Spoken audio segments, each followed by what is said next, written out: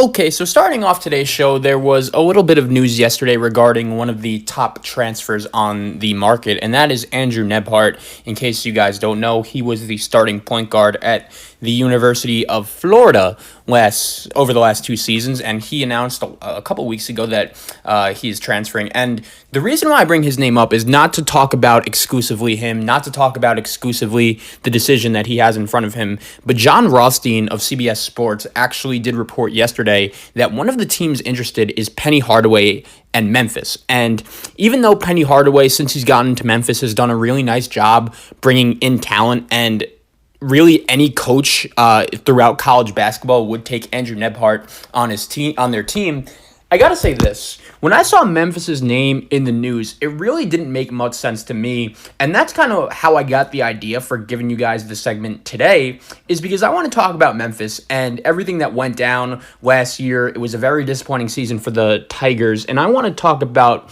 my expectations for them going into next season and what exactly Penny Hardaway has to do in order for the season to be considered successful. So, recapping Memphis, going into last season, the hype train was real. We know that.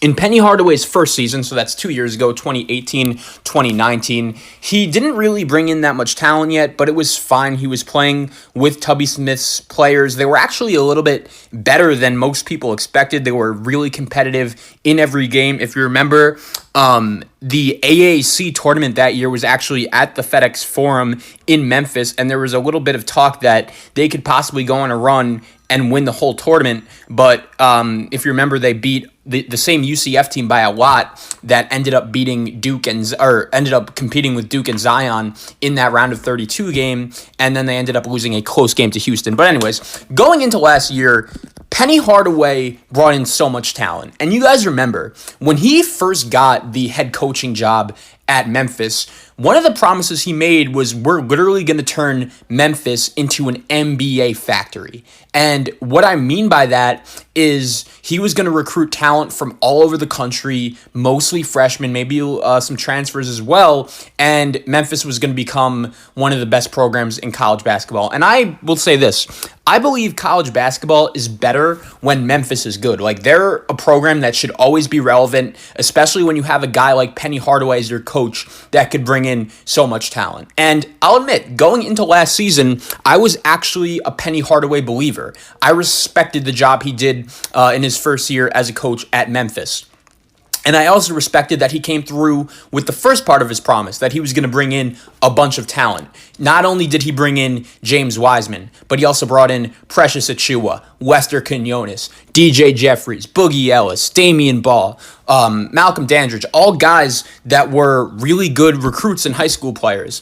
And he had some remaining depth as well with Lance Thomas and Alex Lomax and Tyler Harris and, guys like that. And Memphis, my concern with them going into last season were a couple things. One, everyone knew they were a very young team, and sometimes when you have a young team, it's a little hard to develop chemistry. And I totally understand that. But at the same time, I did expect Memphis to be pretty good last year. And I also went into the season believing that if they don't make the NCAA tournament, if they're not good, then, Penny Hardaway should be at fault. And it really depends on why. And the reason why, as last season went on, the more time went on, I kind of was losing more and more faith in Penny Hardaway and Memphis, is because they just weren't really good. When you watch them, they weren't consistent. And they were unlucky at some times. James Wiseman, everything that went down with him getting suspended and ruled ineligible by the NCAA, did that help Memphis's cause in all this? Absolutely not. When you look at some of the other things that went down with this team, whether it was DJ Jeffries getting hurt, I think that was an injury that really did change their season, because when you look at it, Memphis actually had some really nice wins during the non-conference portion of the season without James Wiseman, whether it was beating NC State at the Barclays Center. At the time, that did look like a little bit of a better win than it actually was, but that was a pretty solid win. I was actually at that game and saw it firsthand. They also went into Tennessee, their arch rival, who Penny Hardaway and Rick Barnes, if you remember last year, that whole thing that went down with them, that was a really good win.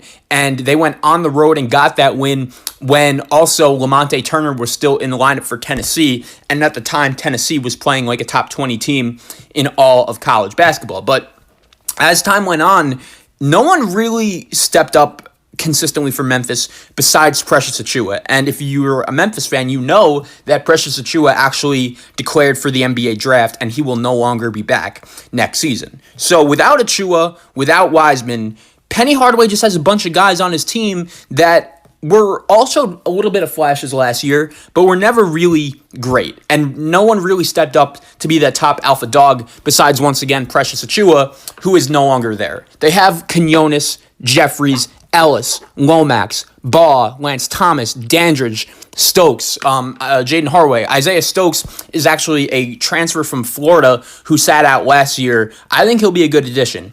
Penny Hardaway has also done a really nice job bringing in talent on the transfer side of things by bringing in Landers Nolly, the transfer from Virginia Tech, and then Andrew Nembhard, the kid I mentioned earlier from Florida. Memphis is in the conversation. So Penny Hardaway, I'm not getting on him for not bringing in talent. We see there are plenty of talented guys on this team, and there are a lot of guys on this Memphis team next season that could be really good. They also lost a couple guys to the transfer portal as well, including Tyler Harris, a guy that played for Penny Hardaway and Memphis over the course of the last 2 seasons. And he was fine, he was good, but it's not a huge loss. But the bottom line is this. Penny Hardaway last year, the reason why I got on him was not only because his team didn't develop chemistry, is because of this. Going into last season, everyone's concerns for Memphis were the same. They're a young team. We're afraid with their chemistry. What's going to happen when, guys that thought they would be coming into play big-time minutes, they're not starting or whatever. And I think when you look at Memphis last season, that's basically exactly what happened. So I think that's a fair criticism of Penny Hardaway. Now, it's only 1 year. I'm not saying he should be fired or anything, or, it's not like Memphis was awful. They were on the bubble for most of the season, but the problem is when you're playing in the American Athletic Conference, and I totally understand that when you're in a conference like that, sometimes it is hard to pick up big-time quality wins against certain opponents. When you play a big-time team, you really have to take advantage of it from a resume standpoint. And it also didn't really help that Tennessee and NC State, Memphis' 2 biggest wins of the non-conference portion of last season, they didn't really age well, as after Memphis beat them, both of those teams kind of just went downhill really quickly. So when you look at Memphis and their team going into this season, it's kind of looking the same. And I'll explain to you what I mean. And I'll also explain why Andrew Nembhard being in the conversation to go to Memphis doesn't really make much sense to me either. And what I mean by that is this. Next year, if I were projecting Memphis's rotation, they're starting 5 in their bench, and I've actually started doing that with many teams in college basketball all across the country. I'm probably going with Boogie Ellis as my point guard. I'm probably going with Damian Baugh as my 2. Excuse me. I'm probably going with Lester Quinones as my 3. Probably going with DJ Jeffries at the 4. And I'd probably say Isaiah Stokes at the 5, I would say. And that's a really talented lineup. Plus, you have a bench of Lomax, who has experience, Lance Thomas, who has experience, Malcolm Dandridge, who has experience, and whatever transfer they get. So that's all good. But here's the problem. None of those guys last season became that top alpha dog. And something I've realized over the last couple of years of watching college basketball is the successful teams are not only experienced, not only do they feature good chemistry that they've developed with each other all across the season, but everyone has to have a role. Last year, the only Memphis player that had a consistent role was Precious Achiuwa. Quinones was good down at some points. DJ Jeffries was good at some points. Same with Boogie Ellis. Same with Alex Lomax. Same with Lance Thomas. And no one ever was really able to find the role. And I think if I was Penny Hardaway, that's what I would do this season. I would really focus on finding either a DJ Jeffries or a Quinones or a Boogie Ellis, giving one of those guys the role to be a top scorer. Last year it was Precious Achiuwa, but last year Memphis, how many different starting lineups did they use throughout the course of the season? It was too much. And no one was really able to find their role. And once again, injuries did have a little bit of an effect on that. Lester Quinones got hurt early in the season. DJ Jeffries got hurt late in the season. And a couple guys just weren't really able to find the peak of their game until, all the way throughout the course of the season. And I think if I was a Memphis fan, that would be my one concern going into this season as well. And the reason why I started off this segment by bringing up Andrew Nembhard, the transfer from Florida, was because I don't think it would really make that much sense for Memphis to bring him in, even though he's very talented and many coaches across college basketball would want him.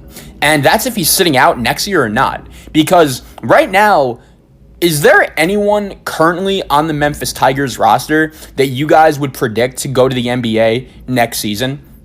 Last year was Precious Achiuwa.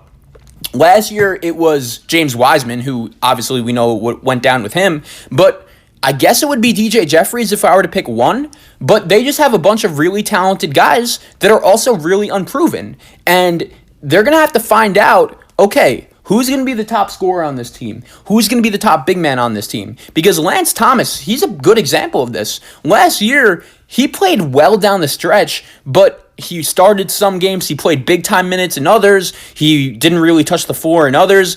Memphis fans remember Isaiah Maurice. He actually was the one senior that graduated from last year's team. He would start some games and have a DNP coach's decisions in others. And I think in college basketball, once again, the successful teams are determined by who has the role and who is cemented to their role, who is the most used to their role. And I think that's really what Memphis has to focus on figuring out here. And as weird as this may sound, if I was a Memphis fan, I really wouldn't have that much interest in bringing in Andrew Nembhard to my program, just because last year, Boogie Ellis at the beginning of the season showed you some big flashes. The game I was at against NC State, he was awesome that day. And I remember watching this kid and saying, okay, this is the reason why out of high school he committed to Duke and Coach K wanted him. But once Trey Jones announced he was coming back, he left and decided to go to Memphis. So I've seen the flashes from Boogie Ellis. Quinones is probably their best spot-up shooter. Damian Baugh at times last year was discussed to be in the lottery. That's how